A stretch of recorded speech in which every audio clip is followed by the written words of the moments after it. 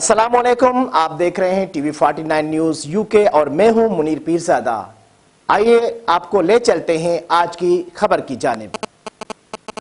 तालका Mirpur साकरो division में पानी की शदीद किल्लत के बायस आबादगार इत्तेहाद की जानिब से एहतजाज व धरना। मजीद बता रहे हमारे तालका रिपोर्टर मीरपुर साकरो सैयद जुल्फकार अली।